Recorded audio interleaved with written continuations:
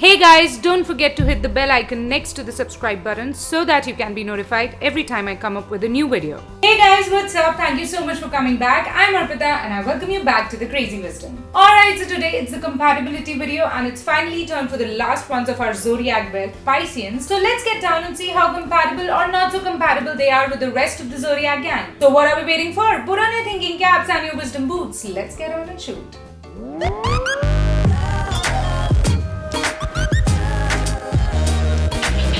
Alright, so when we talk about a Pisces and an Aries coming together, well, the level of fun dips here big time because, we know that a Pisces is a very tranquility and peace-loving individual and they rarely like to show their wild side in front of a crowd, whereas an Aries is an extrovert out and out and therefore this does not match at all. Love again dips here because a Pisces is a very, very emotionally connected person and, they always desire from deep within that their partner stands there waiting for them when their downtime strikes and when they take their time off and go into deep waters. But this relationship falters big time when an Aries just fails to provide this amount of patience to their Pisces partner because they are a bag full of energy and they just do not have the patience or the stamina to wait for them. The area of work again suffers here and the reason is the same, that a Pisces is a very slow to proceed personality and they do not act on impulse and they do not act within 1 millisecond of an idea striking them, whereas an Aries is just like that. They have ample amount of energy and very less amount of patience, and thus on an overall basis this relationship does not work. Now when we talk about a Pisces and a Taurus, well, the area of fun works really well here because both of these signs are almost the same. They're very, very calculative, they're very, very analytical, and they take their own sweet time to judge an environment before deciding to open up to new people and unknown territories. The area of love again works brilliantly because a Pisces gets a bag full of things that they actually demand from a relationship: the patience, the loyalty, and the stability to hold on to a moment or hold on to a relationship phase before going on further or before deciding for a lifetime.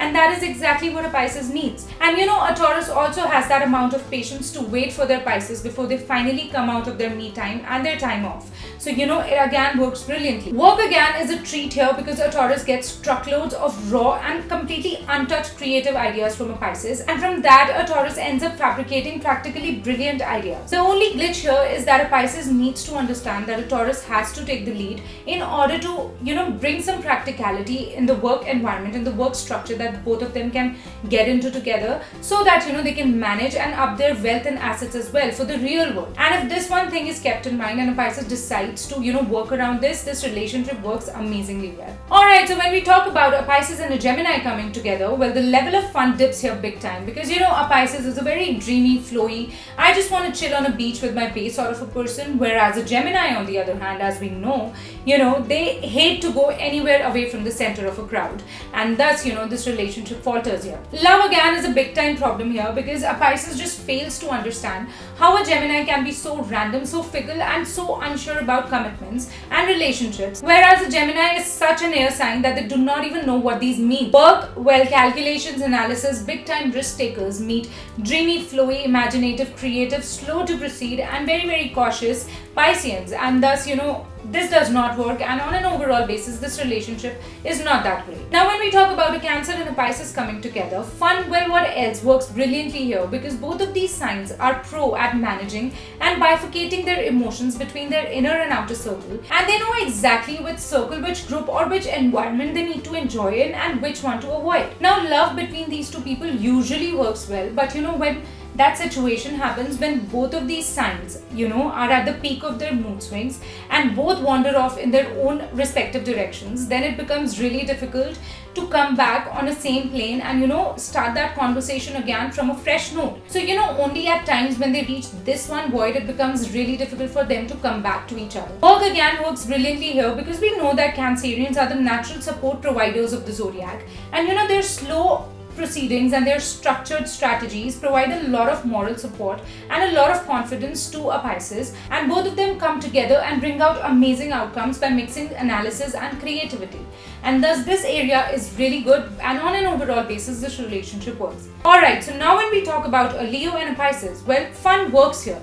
The reason being that although a Leo is also a very, very extroverted and a very life of a party sort of a person. But what happens here is that a Leo takes the shape of a protector and a guard when they come along with the Pisces. That strong wall and a protective shield that a lion provides in a relationship sort of loosens a Pisces up, and they become more comfortable in letting their hair down in any environment that they go in. They become more confident in enjoying themselves because they know that they have someone to fall back on. The only area of concern here comes from a Leo's side, because they become a little disappointed by a Pisces' lack of interest in extravagant displays of affection and other things. Love here can get a little tricky many times, especially when a Pisces undergoes their mood swings and they drift away into deep waters to get their time off. Because a Leo, though is passionate and full of love, also has a lot of pride in them, and they take this as their rejection and they cannot handle that well. They do not have that much patience to wait for them to come back and give their explanation. So this area can suffer a bit. Work here can work only if both of these signs decide to be patient with each other. When a Leo understands that a Pisces needs patience in their life, and a Pisces in turn understands that a Leo needs that energy and that excitement and that valiance in their life every other day in order to survive. And the moment they understand this aspect will go on a smoother plane, but otherwise this relationship somewhere falls in the middle. Now coming on to Virgo and Pisces. Well, fun and love here can be a bit slow to proceed, because both of these signs are very, very gradual and very, very careful in their approach. A Pisces, before deciding a partner, needs to know that they can get that assurance and that stability from their partner, and a Virgo needs to gauge the correctness of Pisces as their life partner before they proceed. So once they hit off, they can hit off really well, and there is no looking back and there's no stopping in this relationship. But this time to gauge and think and analyze can actually take them apart and bring a lot of distance in between them. So this is where they need to manage. Work here can be a bit of a trouble, because a Virgo values a lot of data, a lot of analysis and concrete things and outcomes, and they would always appreciate things that they can see and things that have a proof of in this world. Whereas a Pisces lives in a dreamland of their own, where thoughts and passions wire and dance and numbers don't stand a chance. But yes, if Virgo decides to understand a Pisces, their freshness and their raw ideas can bring a lot of waves in a Virgo's presumably streamlined approach to things. And overall it can bring out a beautiful outcome. And similarly, on an overall basis, this relationship, except for a few pros and cons, works well. Now, when a Libra and a Pisces come together, well, fun not at all, because a true socialite meets a true introvert. One loves the stage and the other chooses to avoid it to enjoy life's true shades, and thus it does not come anywhere near to each other. Love again suffers here, because though both of them are passionate and completely love-struck, but both Libra and Pisces have this tendency to just drift away and apart from the current situation or from the current person of interest and go in their own sweet zones.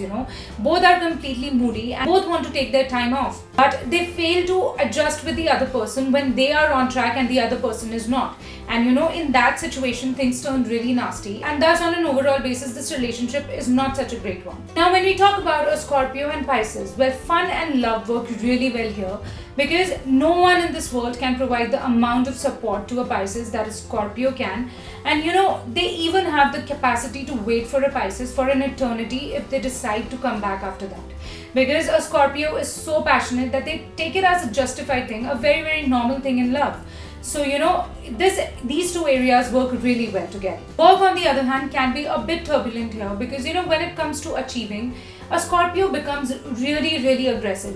They are completely victory focused, and their entire energy goes into defeating the other person and coming out as a true winner, and doing that by hook or by crook.